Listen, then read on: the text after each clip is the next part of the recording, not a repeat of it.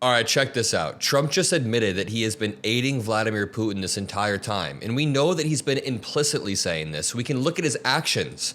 Ever since he took office, he has only ceded Ukrainian land and leverage and stopped weapons and intelligence sharing while easing sanctions on Vladimir Putin, making it easier for Putin by yelling at Zelensky in the Oval Office and overall just bolstering Putin's narrative. So we've seen a lot of implicit admissions. We've seen a lot of egregious, disgusting acts that have led directly to death from Trump, but this is different. The tweet that he just sent out is not only desperate, but he's admitting something new. He said, what Vladimir Putin doesn't realize is that if it weren't for me, lots of really bad things would have already happened to Russia. And I mean really bad. He's playing with fire. The shit this guy says. So Trump is trying to say that he has stopped a lot of really bad things from happening to Russia. And by really bad things, he basically means the consequences of Russia's actions. The insane thing is, if we just back up, the Trump administration has this tactic of telling Vladimir Putin, hey, if you don't end the war soon, we might have to stop helping Ukraine. We might just bow out entirely, which signals to Putin that he can just prolong this war. Go on, and then the US will eventually drop out, therefore giving Russia a win. Check out Ben Shapiro saying the same thing. I know he's a little annoying to listen to, but this is one of the largest conservative commentators calling out Trump's foreign policy. Unpredictable can be of benefit. You saw this during his first term sometimes with, for example, North Korea. When it comes to Vladimir Putin, however, Putin has had a very long-standing vision of what he would like to see in Eastern Europe and in the Eurasian sphere more broadly. And so saying to Vladimir Putin, listen, you should take the off-ramp because we're not going anywhere, right? Your two choices are that this just continues, this meat grinder just continues, and we know that you're willing to do that for a very long period of time, but guess what? So are we. So either we come to an off-ramp here, or it's just going to continue. And yes, we will support Ukraine sufficient to prevent Ukraine from falling to Russia. That's Right. the only way I believe that you can actually get Putin to the table. And I think that this is one of the things that the Trump administration is running up against over and over and over. Right? So far, the only personality who's changed any of his positions in this entire math is actually Zelensky. Right? Zelensky went from saying, I don't want a ceasefire, to Trump says, I want a 30-day ceasefire. So Zelensky says, sure, let's do a 30-day ceasefire. And then President Trump says, I want you to negotiate directly with Vladimir Putin. And Zelensky says, sure, I'll go all the way to Turkey to negotiate with Vladimir Putin. And President Trump is angry because he doesn't get the rare earth minerals deal. And so Zelensky says, sure, I'll do all those things. So pretty much everything that the administration has demanded of Kyiv at this point, Zelensky is now attempting to do, and pretty openly attempting to do that. Meanwhile, Putin has not moved one iota, so far as I'm aware, in terms of any concession whatsoever. Everything Ben Shapiro just said there was absolutely true. Man, I never thought I would say those words, but when it comes to Russia and Ukraine, Trump and his admin are just so incredibly misguided that it's not hard to point out their flaws. I mean, when Zelensky laid down his arms for that 30-day ceasefire that Trump requested, that was Zelensky making a big concession.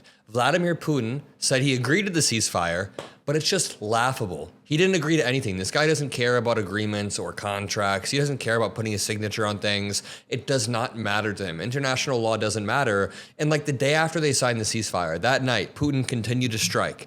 Throughout that month, he struck more and more. And then over the past week, we've seen the largest drone attack since the war started. And Trump is just acting mad on Twitter. You know, there's more to this interview, but can I show you the insane part? There are a lot of insane parts, but what I really thought was wild is that if you read this tweet from Trump 2 hours ago, he says, what Vladimir Putin doesn't realize is that if it weren't for me, lots of really bad things would have already happened to Russia. And I mean really bad. He's playing with fire. He's been playing with fire since he invaded Ukraine. Trump has just stopped the consequences of Putin's actions from happening by stopping weapons and intelligence sharing from Ukraine, by ceding Ukrainian land. But then look what Trump's previous post was. This is what I find wild. He said, I was extremely satisfied with the 50% tariff allotment on the European Union, especially since they were slow walking our negotiations. So here's the thing. Donald Trump, in the same breath, like the same two separate posts, but in the same strain of thought, puts a 50% tariff on our European allies, people like Ukraine, other countries, and then says that he's been helping Putin this entire time. These two things are insanely contradictory. It almost hurts my head, and it shows where his alliance lies. Ironically, I mean, he's known for the art of the deal. Your critique is actually that he's not being a very good deal maker at this point because he's not holding a strong enough position that is getting proper movement from the other side. Yeah, I mean, I think that that's right. When it comes to Putin and Zelensky, it seems to me that President Trump believed that through kind of force of personality, he could convince Putin to come to the table and make a deal with Zelensky. And he figured that if he got Zelensky to move, that actually Putin's demands would be met in some way. That is Ben Shapiro implicitly admitting right there. He's not going to say it straight up, but Trump is an idiot. He got tricked. He doesn't know how to read Putin. He thought that through sheer force of personality, he thought that his malignant narcissist ass could appeal to Putin's narcissistic ass, and the two buddies or whatever he thinks could ride off into the sunset because they would start trading together. But no, you're not dealing with a good faith other idiot. You're dealing with a smart, manipulative guy who is Vladimir Putin. He's smart. He's a smart guy. And the thing that I think Putin is now making clear is that what his actual demand is for the negotiations to drag on long enough that the United States gets bored. I mean, Putin is Which seems to be very happening, arguably, already. Yes, I mean, I think that that's definitely a possibility that's on the table. And Europe cannot ramp up its weapons shipments fast enough to actually fill in the gap left by the United States, is what I've been told by people in Ukraine. If the United States were to pull its support, it's not that Europe would not fill the gap. It's that it would take too long for Europe to fill the gap to prevent a further significant Russian invasion, meaning that most of the weaponry that the Ukrainians are currently using is based on American model. And so to shift that all over to European-made weaponry would be the process of 18 months, 2 years, and that gap in coverage could be a real problem. We've seen that before. A good example being Afghanistan, where the United States essentially withdrew air cover from the Afghan government, and that led to the collapse of the government. So I think that, again, if you're dealing with Putin, at a certain point, it can't just all be carrots. I think President Trump tried the carrots approach with Vladimir Putin. I think the sticks that he prefers tend to be in the form of economic sanctions. The problem there is that, of course, Russia has been evading economic sanctions for years at this point.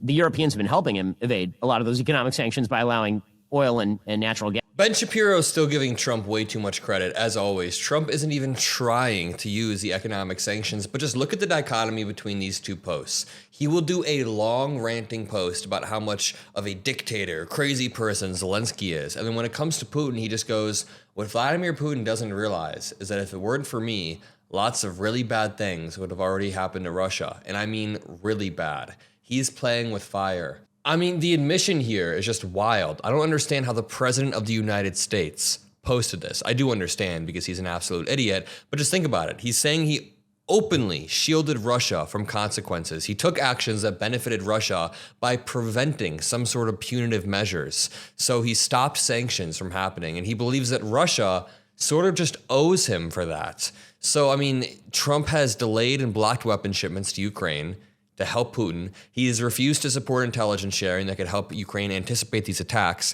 He's praised Putin multiple times, and now he's mad that Putin is not being grateful. Like, playing with fire sounds more like a mob boss warning someone who forgot to protect him. It's insane. Let me know what you guys think about all this in the comment section below. I really love to hear from you. Make sure you drop a like. Make sure you subscribe. I'll see you all in the next video, and peace out.